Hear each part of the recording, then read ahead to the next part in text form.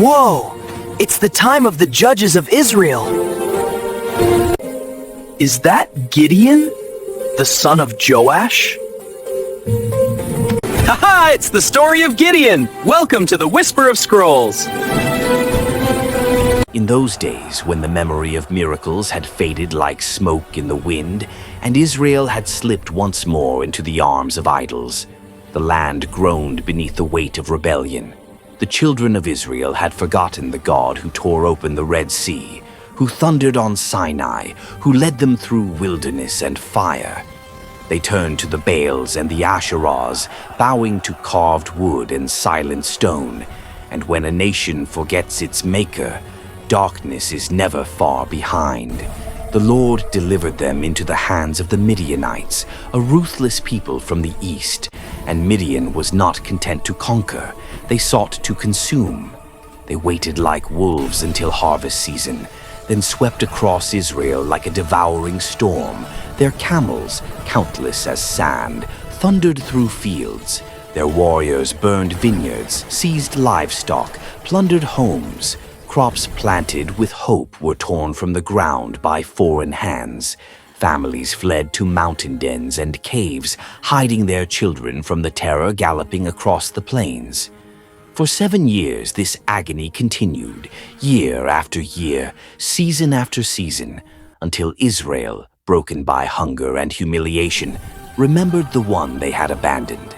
Their cries rose from the cliffs, from the shattered villages, from mothers holding starving children. And God, whose mercy is deeper than human betrayal, heard them. But God does not always answer in ways men expect. In the tribe of Manasseh, near the town of Ophrah, there lived a modest man named Gideon, son of Joash. He was not a warrior known across the tribes. He was not a prophet, nor a king. He was simply a quiet young man of about 5.5 feet, with shoulder-length Middle Eastern hair, strong hands calloused by farm work, and a heart shaped more by survival than by glory. He wore light armor more out of caution than strength. One afternoon, Gideon was threshing wheat, not on a high hilltop where the wind could carry away the chaff, as tradition taught, but inside a sunken winepress carved of stone. He crouched low, striking the stalks carefully, listening for hoofbeats, glancing toward the entrance every few seconds. Fear dictated his movements. Fear had ruled Israel for years. But fear is not final, not when God decides to speak. A subtle shift drifted through the air, like the stillness before a storm, like a breath held by creation itself. Gideon paused. The shadows under the oak tree beside the winepress deepened, then brightened with a soft, otherworldly radiance. And there, seated calmly, was a figure whose presence bent the very atmosphere around him.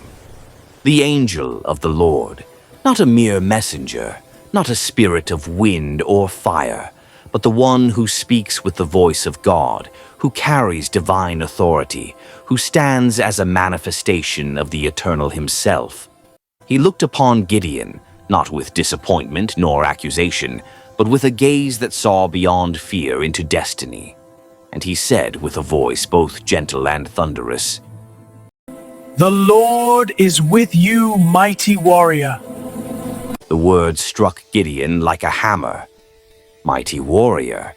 He was literally hiding in a hole in the ground, trying to keep a handful of wheat from Midianite hands. Confusion tightened his brow.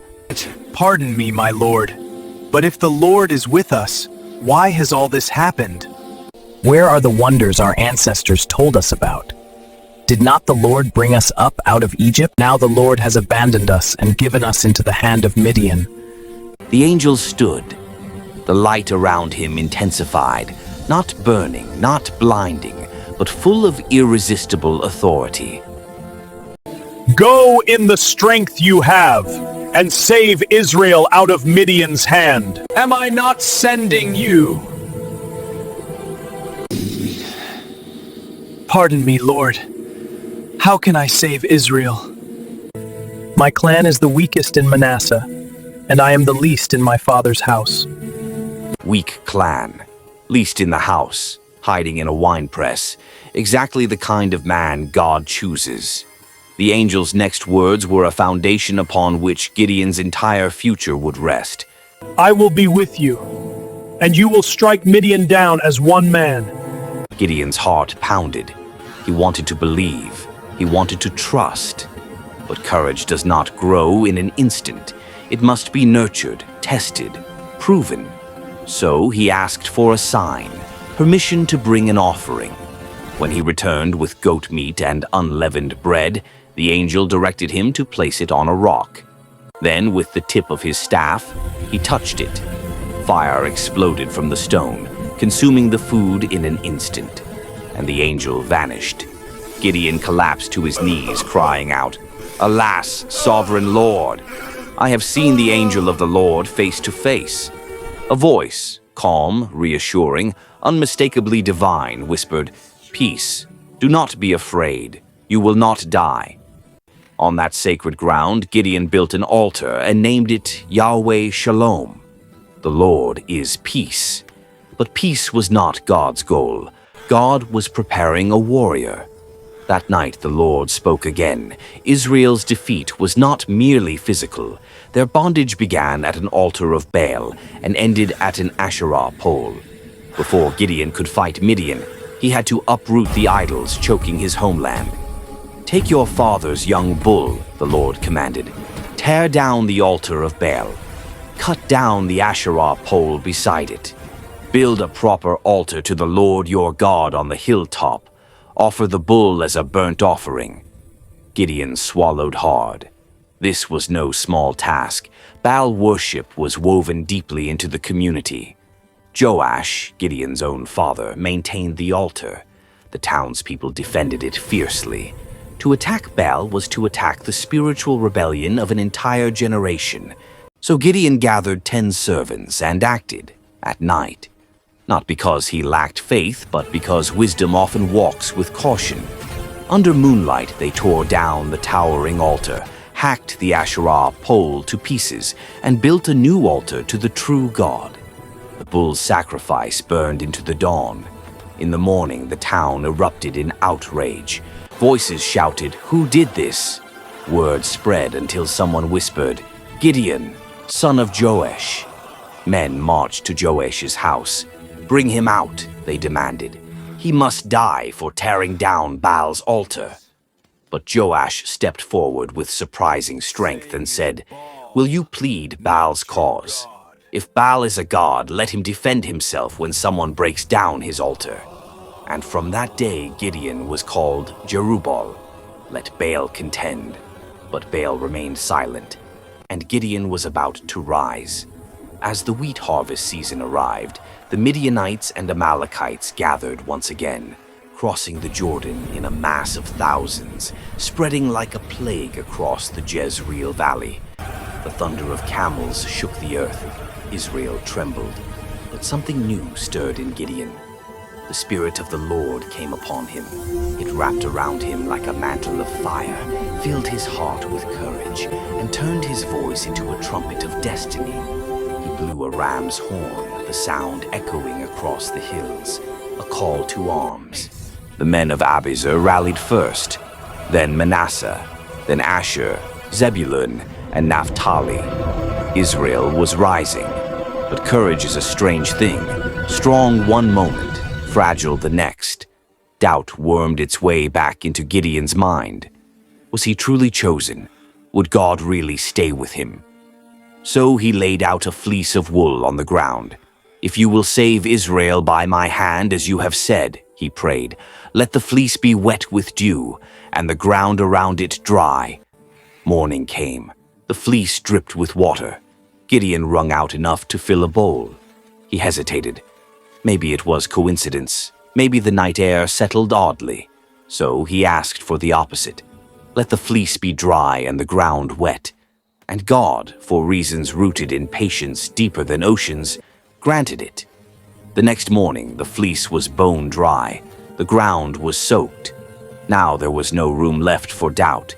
Gideon gathered 32,000 men. Not a vast army, but enough to confront Midian. Or so he believed. But God had a different plan.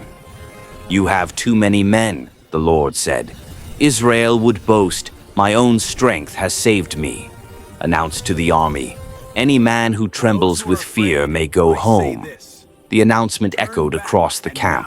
22,000 men departed, only 10,000 remained. Gideon stared in disbelief. 10,000 against a sea of Midianites. Impossible odds. But God was not finished. "There are still too many," God said. "Take them to the water. I will sift them for you there."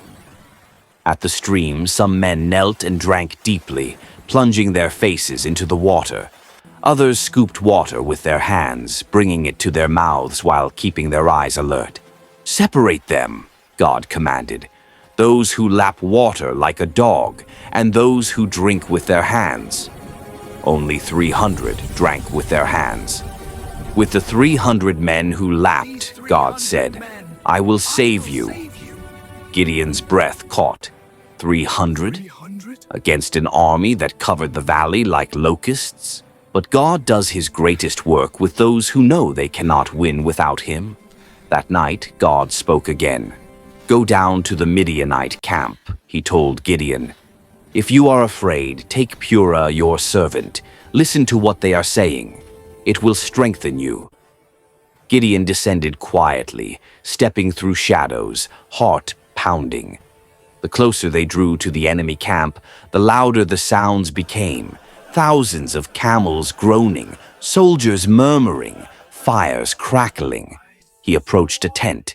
Inside, one soldier said, "I had a dream. A loaf of barley bread came tumbling into the Midianite camp.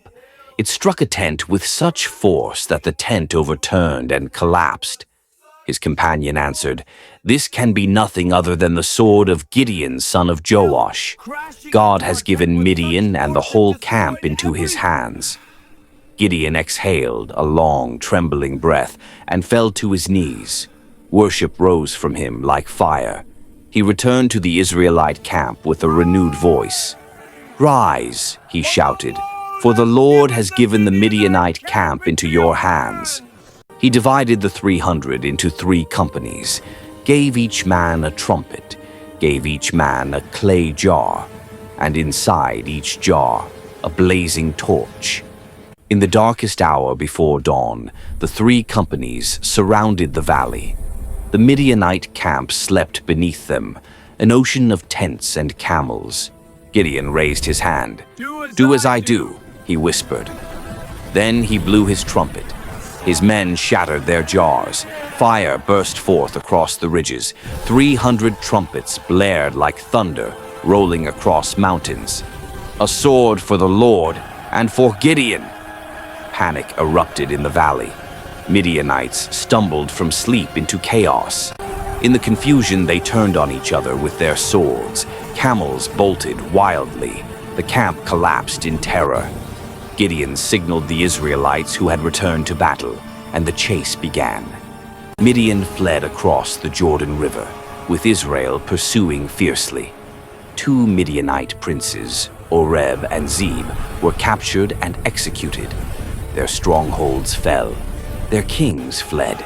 And as Gideon called the tribes to block escape routes, the once unbreakable Midianite dominance crumbled like dust in a storm. Then came the confrontation with the tribe of Ephraim. They stormed into Gideon's presence, furious, shouting, "Why didn't you call us when you went to fight Midian?" But Gideon answered gently, calming their pride, "What have I accomplished compared to you? God has given Oreb and Zeb into your hands. What was I able to do compared to you?" His words soothed them. Even in victory, Gideon showed wisdom that many generals lack. But the chase continued. Across the Jordan, Gideon and his 300 pursued the remaining Midianite kings, Zebah and Zalmunna. Exhausted and starving, they reached the towns of Sukkoth and Peniel, asking for bread. Both towns refused, mocking Gideon's authority. "When the Lord gives Zebah and Zalmunna into my hands," Gideon warned, "I will come back and discipline your leaders with thorns of the wilderness." And he pressed on. Finally, Gideon overtook the Midianite kings, capturing them. Their armies lay shattered.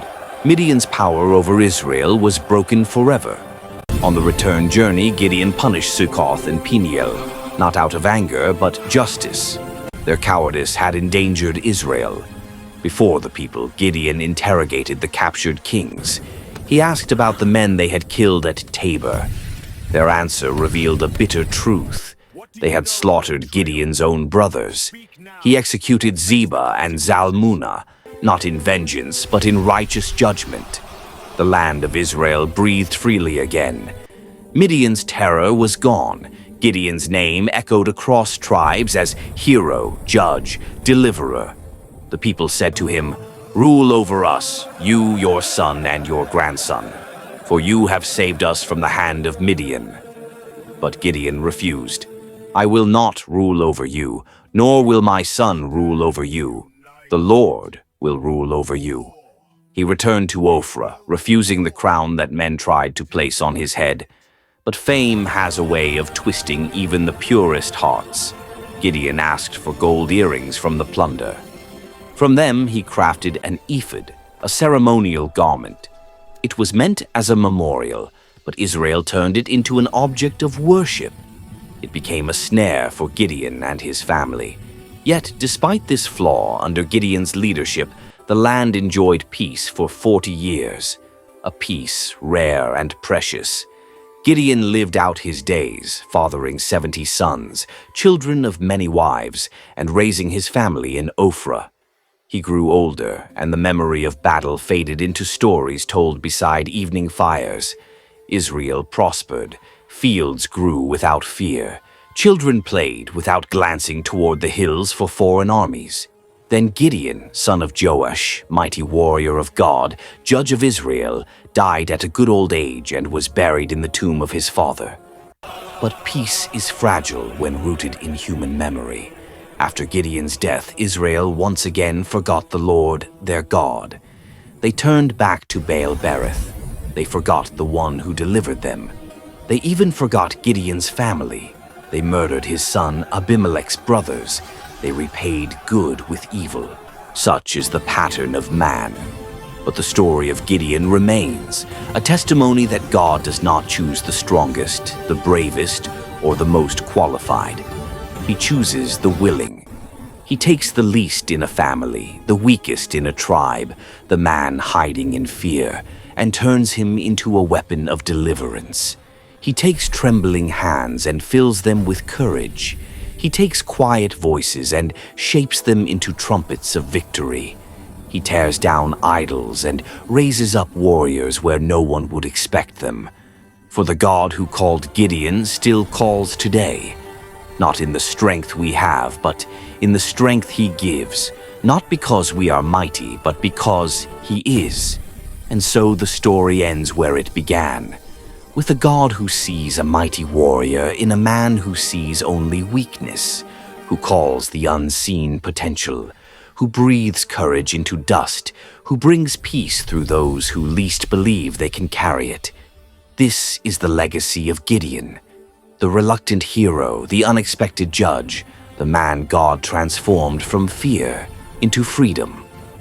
Subscribe. Till next time. Bye.